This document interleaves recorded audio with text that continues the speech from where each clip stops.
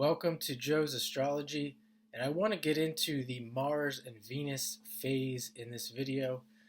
You've heard of course, Mars in this sign or Mars in that house or Venus in Pisces, Venus in Aries, and where your Mars or your Venus might be. But have you heard of the Mars-Venus phase? Because in my study and experience with astrology, the phase that Mars and Venus are in, and I'm going to get into that in this video, are extremely important. They will describe your relationship dynamics, including many things about the relationships that you're in, the kinds of relationships, the way you approach relationships, etc.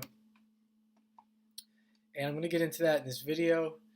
It's in a book. It's called the Pluto Volume 2 book by Jeffrey Wolf Green, and I'm just going to put it up on the screen and do a quick overview of each phase and how it may be playing out in your life. So here we are, the first phase, and this would be if you have Mars. You look at Mars in your chart or in a chart, and then look to the right of Mars. If we're let's say we're at the bottom of the chart and Mars is in the fourth house, and Venus will be to the right, and let's say Venus is also in the fourth house, maybe the fifth house, and that's what we're looking at here for the new phase, 0 to 45 degrees. And we see a brand new cycle is beginning relative to a brand new cycle is beginning relative to relationship dynamics. So here's the first thing. You're going to feel like in your relationships, this is something that you're not used to. It's something new, it's fresh, it's novel, and an entire cycle has culminated. So let's say you had an entire cycle of being in long-term relationships that were very possessive, and you both kind of consumed each other. And now you're in this Mars-Venus phase, and you have this remembrance of that. You have this feeling of that. But the relationships that you have now, you no longer want that to occur. And you may even find yourself in that committed, possessive relationship, and then at some point in the life, this gets triggered, and you want to get out of that as quickly as possible. You want nothing to do with that anymore. And that's an example of a brand new cycle in a Mars-Venus new phase. Soul now reflects an instinctual desire to learn how to be in a relationship in a new way. And that's part of what I was saying. You want to learn how to be in a relationship in a new way. And if you express this to your partner, they're probably not going to get it.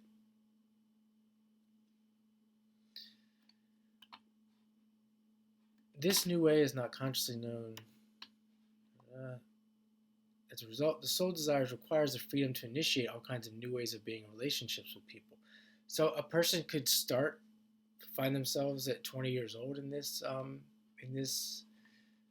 mentality, or like I said, they could find themselves in a relationship and then they now want the freedom to initiate all kinds of new ways of being in relationships, and for the rest of the life or a long period of time, they could find themselves wanting to experiment with many different people.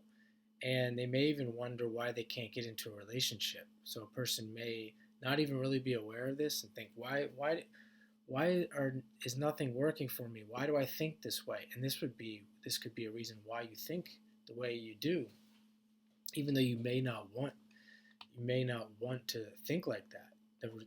The thought process isn't helping you get to what you want, which is a committed relationship. It's a period of trial and error, attracted to many different kinds of people, different values, desires, ways of being.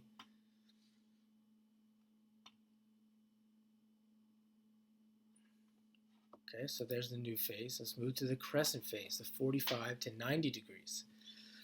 So this is where your Venus will be 2 signs away.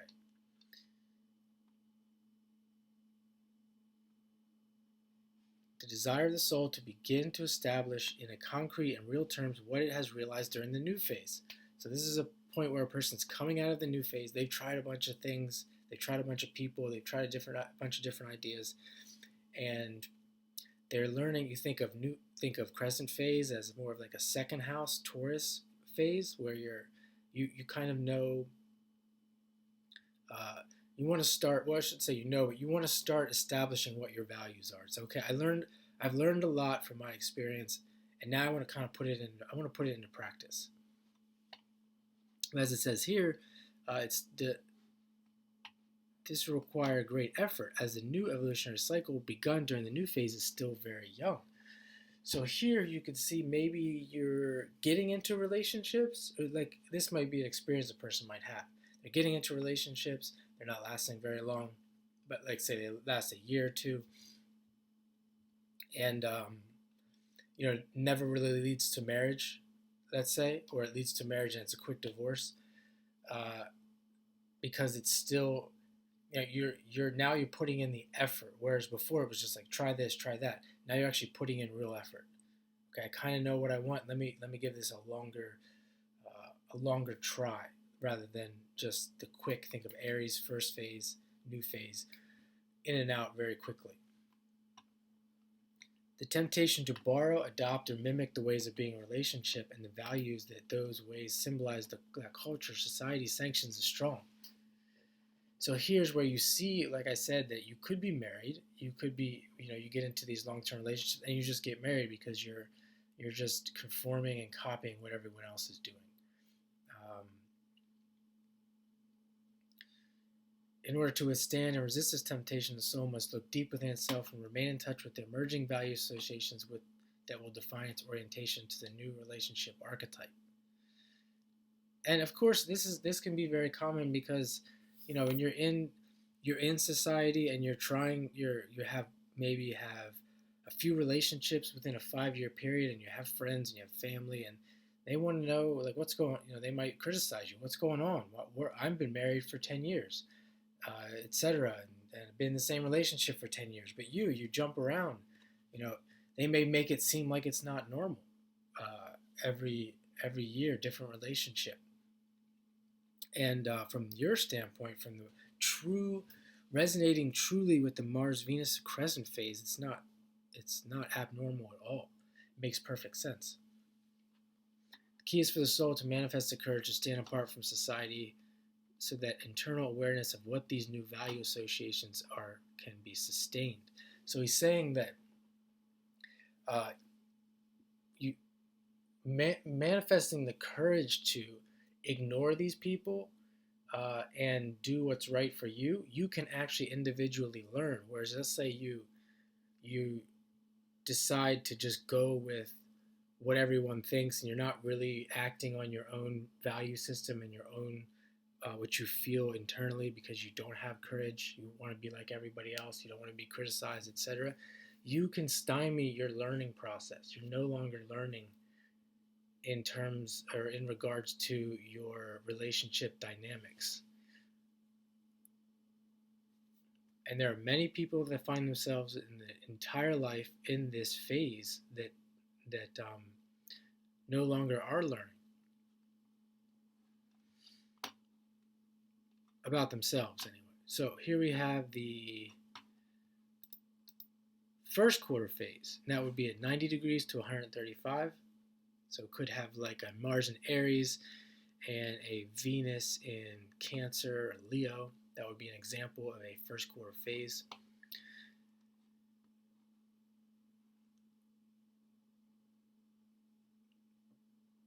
Soul has been learning to relate to itself and the sense of meaning that the soul has for itself.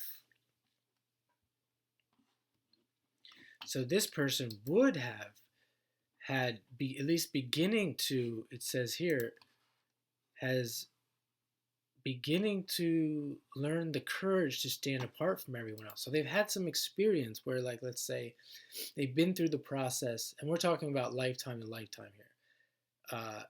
Even if you don't believe in reincarnation, it doesn't matter. The feeling will still be there. The feeling as if you've been here before. You've been here before where you've had the feeling of, do I or do I not have the courage to stand apart from other people when it comes to my own values regarding relationships? So now you may have, within the first quarter phase, you may have the courage. You definitely should have the courage by now to willfully assert your individual values to all others who do not share in such values. Because you've had the experience of going through this before, and you got it, and you feel like now you've got it wrong. You know you've got it wrong. You're ready to stand apart from everyone else. Now, in this phase, the crisis correlates to the soul's fear of forming relationships with others in general and intimate relationships specifically. The soul feels that if such relationships are formed, then their hard-won sense of individuality will become reabsorbed or lost into and because of the relationship. This fear will lead the soul to keep one hand waving free within the context of any kind of relationship.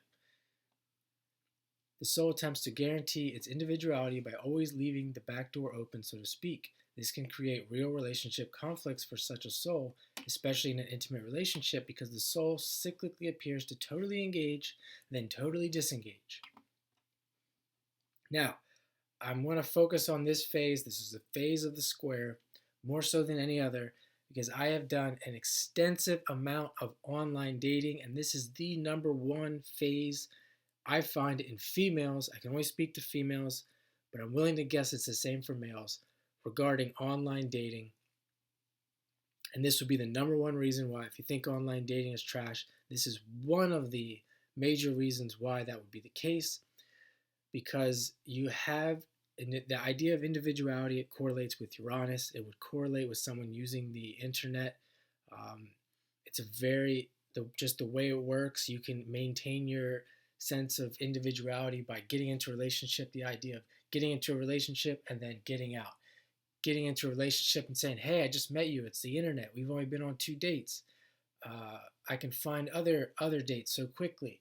It's very easy to use that as your reasoning as to how this dynamic works and how to maintain this dynamic without coming to the conclusion of what you're actually doing. And here we have the idea of totally engaging and then totally disengaging. Of course, the internet allows you to do that. You can engage in a relationship and then say, I'm done. I don't really want to talk to you anymore. And you'll never see them again, because the likelihood of you meeting them in person out in your daily social functions is rare. I'm not saying it can't happen, it's rare. The challenge in this phase is for the soul to realize that the individuality that has been established will not be lost. That this fear is a fear only, and to align with other individuals who have the same courage to project their own individuality in the face of the consensus. And this is the key for this square phase, and a lot of people will feel the need to use the internet as well. Also, the need to travel to different states to meet people, because you're looking for other people who also respond to the Uranian impulse. The impulse to be an individual, the impulse to think differently, the impulse to think like the impulse to think for yourself. And we know that most of the people are not aligned in this way, so you may have to use things like the internet, and you may have to travel in order to find someone else who's like that. Now, the discrimination process here is key, because you have to discriminate between the two, between a person just doing this first quarter phase dance, and a person who can realize, okay, the dance is over. I've met the individual who is aligned like me. And I'm not saying to look for perfection. I'm just saying, generally speaking, I can tell more stories about this. Once you've found a person who's somewhat aligned like you in the ways that I described, now is the time to give up the dance. Give up this fear of losing your individuality, because this person, more likely than not, will understand, because they're wired just like you. So you can still disengage and not give that person up. So I'm going to leave that, I could speak on that for a long period of time, because we think of the squares being one of the most people think it's the worst aspect in astrology. Because you could think of, even with the Mars-Venus square, you could think of people who are having a lot of, you think this would be the new phase. It could be the new phase, but also could be the square phase here, with people having sex with people and then never talking to them again. That kind of thing going on. So now we move to the gibbous phase. Let me make sure that is correct. 135. And this is a quincunx, or a inconjunct phase.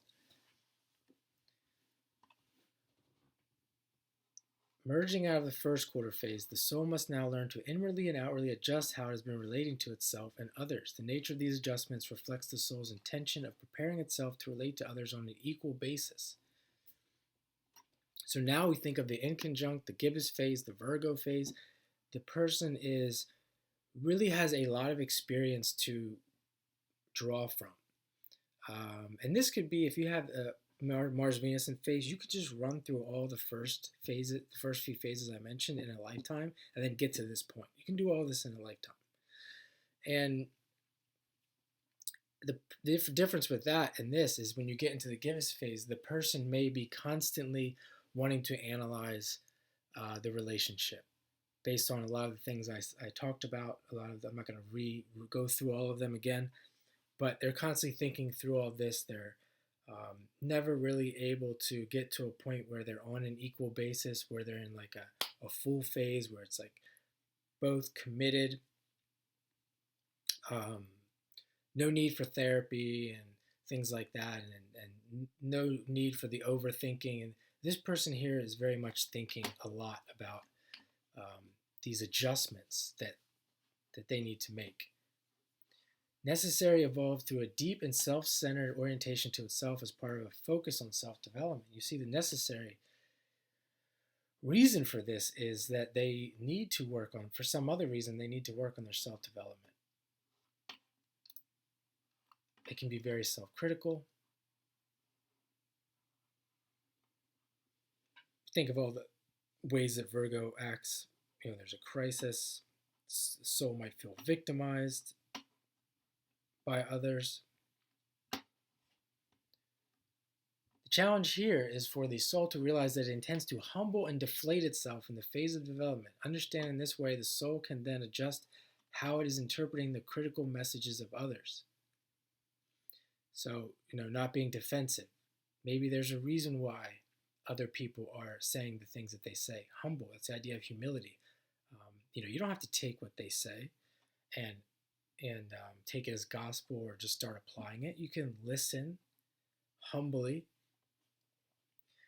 and then because you're going to go through this process, it's going to be a long process. Listen humbly, and reflect on it over time and see what it can do for you.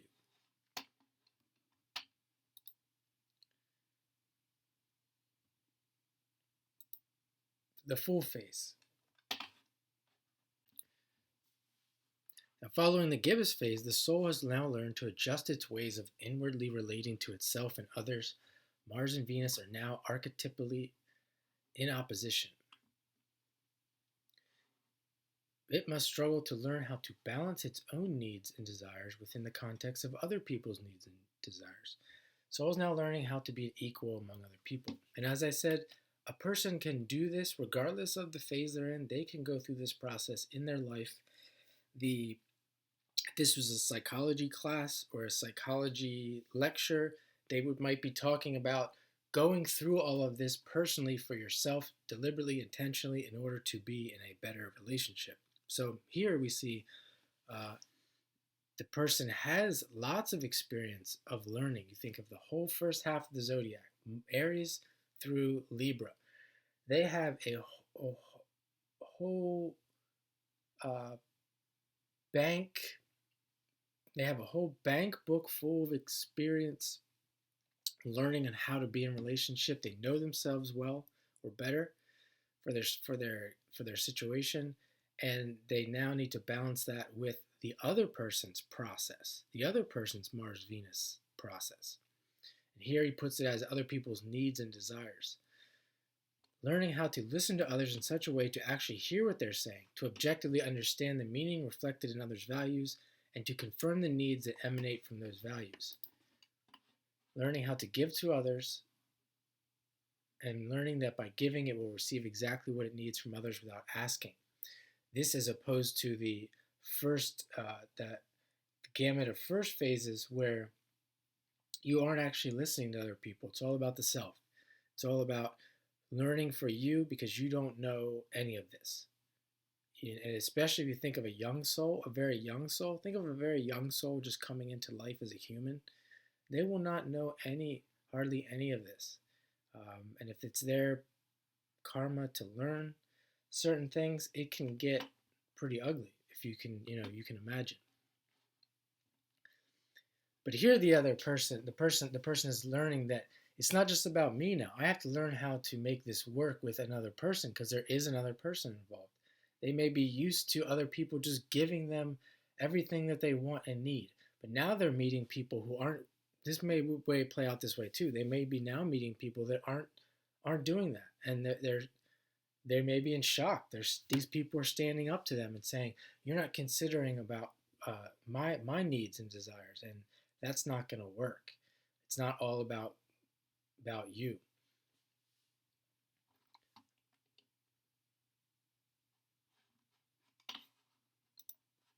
Okay, I lost my place there. Give us full phase.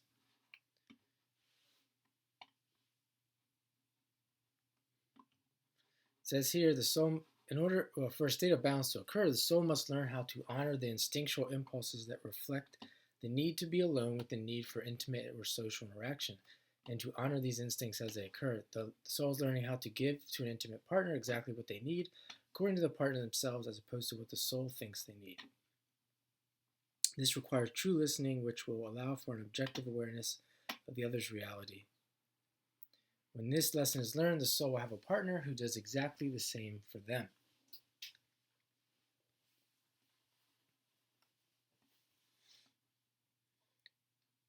At this point, too, you can see someone who we think of the first quarter, back to the first quarter phase. This person realizes that they need alone time and they need intimate time. And maybe what they've done in the past isn't going to work. That now they can see that with all these things I've considered, or all the things I've mentioned, or as they're considered, that this may have to be done within one relationship.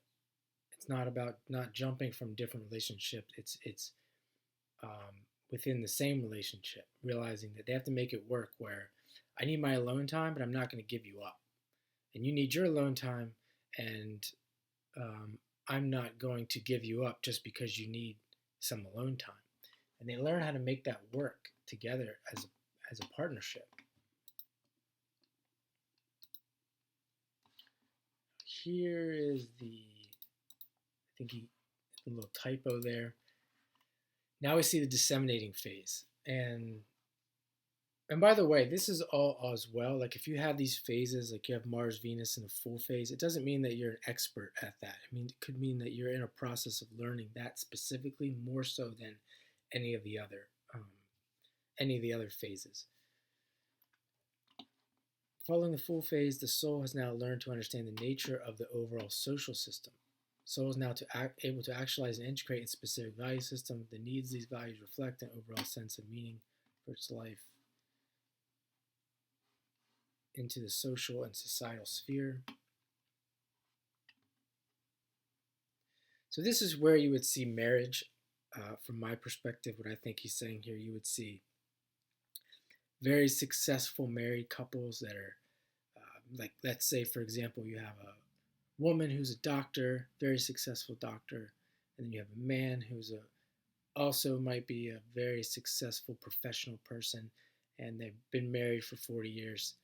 They both know this whole process very well. You might meet these people and someone might mention something that they think that characterizes one of those earlier phases, and they might say, "Oh, the grass isn't greener."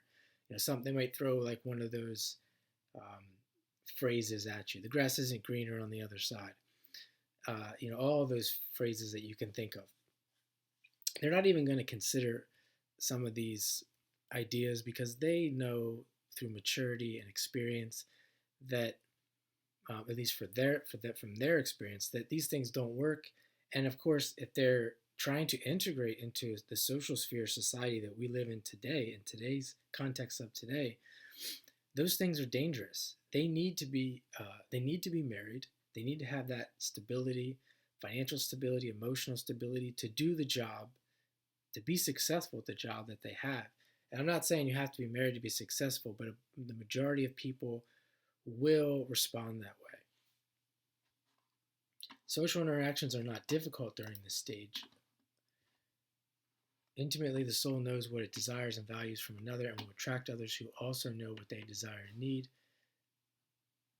Easy to attract and secure the type of person it desires. And this is like, too, this is where you will see like people will get into a relationship and then they'll give you more. Like if you try to get advice from them, they might say something else like, oh, it'll just happen when it's meant to happen. And they are really just projecting their own experience onto everyone else, thinking that because that's the way it happened for me, that's the way it's going to happen. That's the way it happens. That's not the way it happens. That's the way it happens when you are in the consensus. That's the way it happens when you have a Mars Venus in the disseminating phase. Now, again, this can get, you don't necessarily have to have Mars Venus in the disseminating phase because there's other dynamics that I'm not going to speak to in this chart. They can make this very complex. This is a very general, kind of general cookbook description that I find very helpful despite it being very general.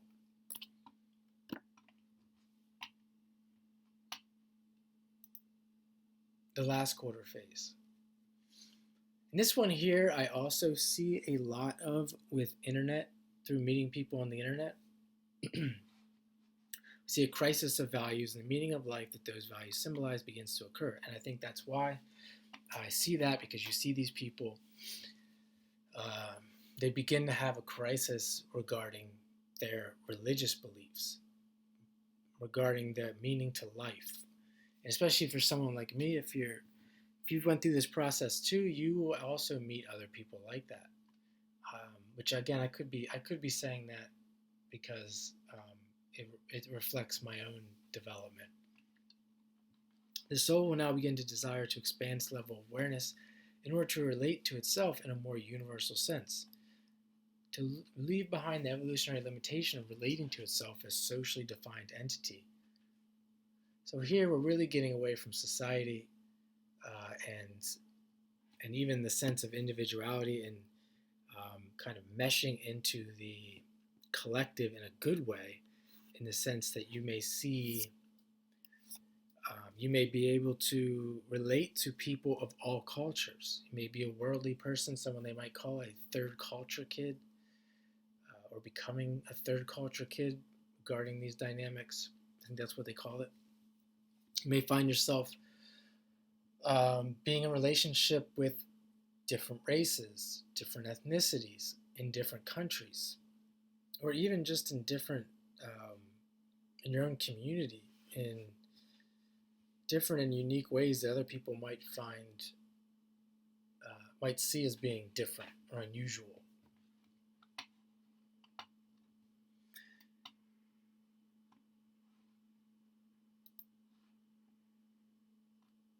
The crisis here is for the soul's desire to need to continue operating within existing society while it inwardly allows itself to question what constitutes the meaning of life.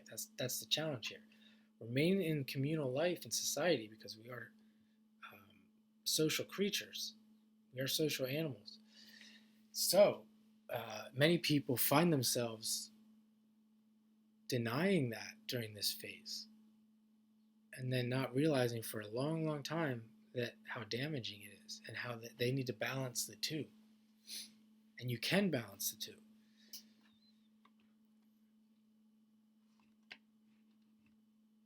Here it says, will progressively produce an alien. The questions will progressively produce an alienation from the existing society, which can ignite a temptation to withdraw from society. The challenge is for the soul to remain integrated within society, while at the same time allowing this inner expansion to take place. I'm going to tell you exactly what this is, exact story. And I'm going to mention him. I don't think anyone even hearing this will know who he is, but his name is Zachary Hubbard. I love his work. He does the gematria. He's getting into the occult, and he has a girlfriend who's from Burma. I think she was born in Burma. I don't even know if she has her green card. I guess she does. And he does his work on the internet, and he's been talks about asking these questions his whole life, and it has alienated him from society.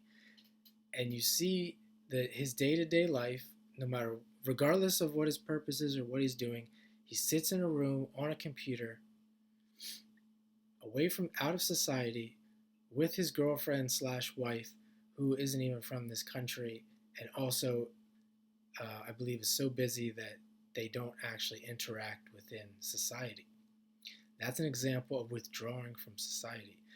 And the reason why I mention his story specifically, because a person, based on what they think that they're supposed to be doing, which is fine, but based on that, they will justify all of this. And my question is it that, or is it this idea that they ask these questions that progressively has produced an alienation, and then they kind of gave in to the temptation to withdraw from society because that's what makes them comfortable. That's what they're, because um, a person can exist in society at the same time and still maintain those beliefs. However, if you're constantly coming at people and bombarding them with these questions, you will be disillusioned because not everyone is wired this way. Not everyone resonates to this phase. And they're not going to. No matter how much you push them, they're not going to. And you can learn that for yourself. You don't need to take my word for it. The challenge is to remain, etc. We think of an individual journey here. The challenge is to remain integrated in society, but allowing your inner expansion and learning process to take place for you. And that goes back to what I was saying, that you're not going to evolve the whole world to where you're at. It's not possible. It doesn't work. The universe doesn't work that way.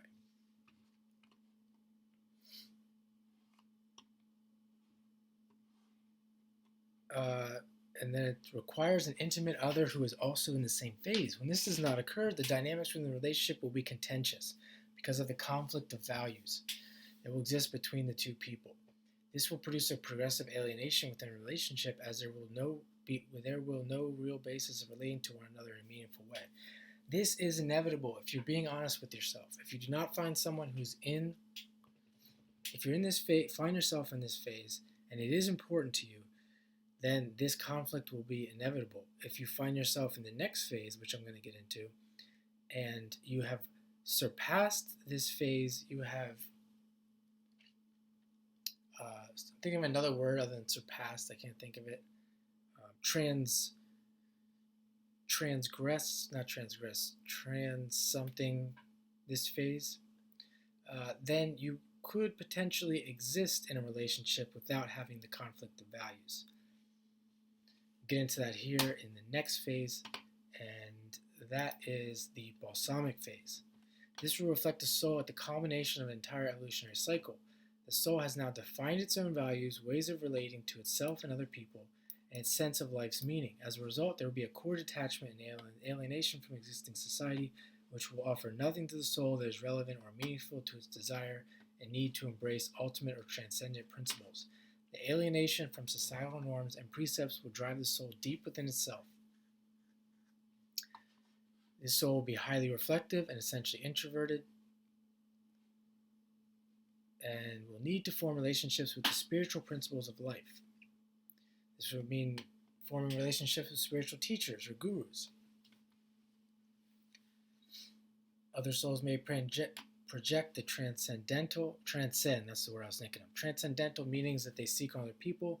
Such souls are setting themselves up to experience massive disillusionment because these projections do not allow them to understand the nature of other person's actual reality. So when a person who's in the balsamic phase, or who comes into a balsamic phase of living and understands this, then they will be able to relate to any soul who is in any one of the phases, because they know they have been through this process, they understand it so well that they no longer need to act as these previous phases have a person acting. So for example, if I'm in the balsamic phase and I'm in a relationship with, as I said, the last phase, or even the disseminating phase, we think of someone who is it maybe a politician or something like that, they can still have a respect for spirituality and etc. Again, they're concerned with their life primarily. As long as they're getting their needs met and their desires met, this person in the balsamic phase can be in a relationship with them. because they're not going to find themselves in conflict based on someone else's um, life, because this uh, they understand this process from a deeper level. And basically, oh, here it says they will not be disillusioned at some point. They might go through this process and be disillusioned at some point in their life, but then at some point they'll realize this, and they will realize that their projections do not allow them to understand the nature of the other person's actual reality. They will understand the other person's actual reality. They will not try to change them.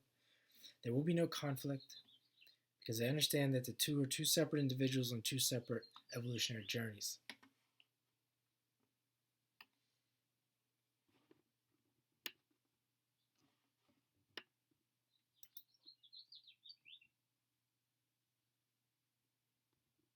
Now you can read this if you want. You can pause it and read the rest of it. Go back and read all the chapters. I'm going to stop there for now, and I hope you enjoy this. If you have any questions, feel free to email me. Comment down below in the comment section. I appreciate all the likes and the subscribes. And as always, I'm available for readings. You can email me for setting up readings as well if you've made it this far in this video. And have a great day.